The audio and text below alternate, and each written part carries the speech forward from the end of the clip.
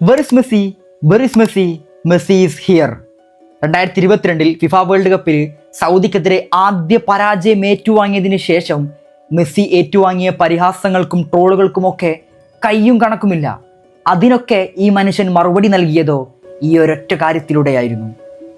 ലോകത്ത് എത്രയോ താരങ്ങൾ വേൾഡ് കപ്പ് വിജയിച്ചിട്ടുണ്ട്. എന്തുകൊണ്ട് 2022 വേൾഡ് കപ്പ് മാത്രം ഇത്രയും സ്പെഷ്യൽ ആവുന്നത് എന്ന് നിങ്ങൾ എപ്പോഴെങ്കിലും ചിന്തിച്ചിട്ടുണ്ടോ?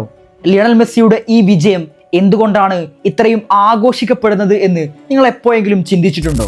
യെസ്, അതിനുള്ള ഉത്തരം സിമ്പിളാണ്. ലിയണൽ മെസ്സിയുടെയും അർജന്റീനയുടെയും ആ വേൾഡ് കപ്പിലേക്കുള്ള ജേണി അതൊരു സ്പെഷ്യലാണ്, അതൊരു ഇൻസ്പിറേഷണൽ സ്റ്റോറിയാണ്. 2014 ബ്രസീൽ ലോകകപ്പിൽ അർജന്റീന ഫൈനലിൽ പരാജയപ്പെടുന്നുണ്ട്. ടൂർണമെന്റിൽ മികച്ച പ്രകടനം കാഴ്ചവെച്ച ലിയണൽ മെസ്സിക്ക് പലയിടത്തും പിയക്കുന്ന പല അവസരങ്ങളും ആ മത്സരത്തിൽ നഷ്ടപ്പെടുന്ന ഒരു കാഴ്ച നമ്മൾ അന്ന് കണ്ടിരുന്നു. അന്ന് ജർമ്മനിക്ക് മുമ്പിൽ അടിയറവ് പറഞ്ഞ അർജന്റീന തൊട്ടടുത്ത വർഷം 2015 വീണ്ടും കോപ്പ അമേരിക്കയുടെ ഫൈനൽ മത്സരത്തിൽ ചിലിക്കെതിരെ പരാജയപ്പെടുന്നു.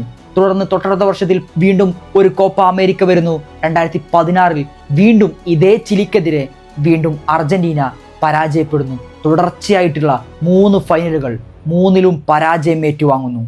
ഒരു ടീമിനെ സംബന്ധിച്ച് അവർ നേരിടുന്ന ഏറ്റവും മോശം സമയത്തിലൂടെ അന്ന് ലിയണൽ മെസ്സിയും അർജന്റീനയും കടന്നു പോയിട്ടുണ്ടായിരുന്നത്.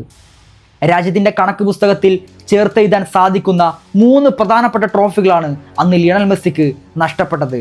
ആ ഒരു ആഘാതം കൊണ്ട് തന്നെ ആയിരിക്കണം ലിയണൽ മെസ്സി ഒരു തീരുമാനമെടുക്കുന്നു. അർജന്റീനയുടെ ജേഴ്സി അയച്ചു വെക്കാൻ അദ്ദേഹം നിർബന്ധിതനാകുന്നു. അത്രത്തോളം കളിയാക്കലുകളും ട്രോളുകളും ഈ മനുഷ്യൻ ഏറ്റുവാങ്ങിയിരുന്നു എന്നതാണ്. അതിനുശേഷം ലിയണൽ മെസ്സി ഒരു തിരിച്ചുവരവ് നടത്തുന്നുണ്ട്. അർജന്റീനയിലേക്ക് തിരിച്ചെത്തുന്നു. 2021 ആദ്യമായിട്ട് അർജന്റീനയ്ക്ക് വേണ്ടി ലിയണൽ മെസ്സിക്ക് കീഴിൽ ആദ്യമായിട്ട് അർജന്റീന കോപ്പ അമേരിക്ക സ്വന്തമാക്കുന്നു. ഫൈനലിസിമ നേടുന്നു.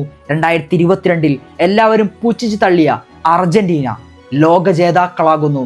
ആ ഒരു ജേണിയും വളരെ ഇൻട്രസ്റ്റിംഗ് ആണ്. ആദ്യ മത്സരത്തിൽ സൗദിക്കെതിരെ പരാജയപ്പെടുന്നു. പിന്നീടുള്ള എല്ലാ മത്സരങ്ങളും വിജയിച്ചുകൊണ്ട് ഫ്രാൻസിനെതിരെ ഫൈനൽ പോലും വിജയിച്ച് അവർ ലോക ജേതാക്കളാകുന്നു. പിന്നീട് വന്ന കോപ്പ അമേരിക്ക 2024 അർജന്റീന ജേതാക്കളാകുന്നുണ്ട്.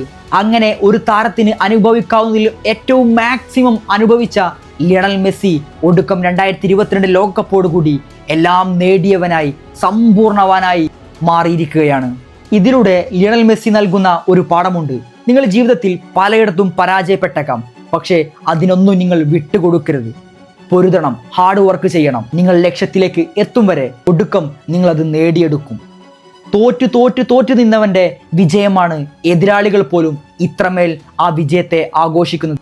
അതിനുള്ള ഏറ്റവും വലിയ ഉദാഹരണമാണ് 2014 ജർമ്മനിക്ക് വേണ്ടി ഗോളടിച്ച, അർജന്റീനയെ വീഴ്ത്തി ഗോളടിച്ച മരിയോ ഗോഡ്സെ 2022 ഒരു സ്റ്റോറി ഇട്ടിട്ടുണ്ടായിരുന്നു.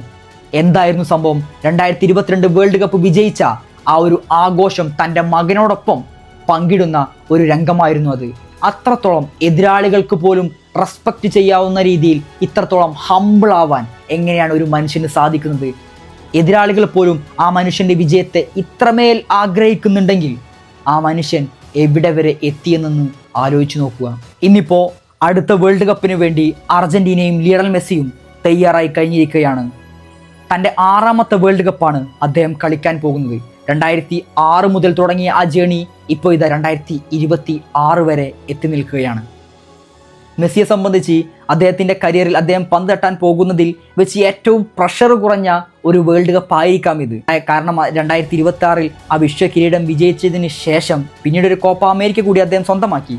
എന്നിരുന്നാലും അദ്ദേഹത്തിന് വളരെ പ്രഷർ കുറഞ്ഞ് കളിക്കാൻ സാധിക്കും എന്നുള്ളതാണ്.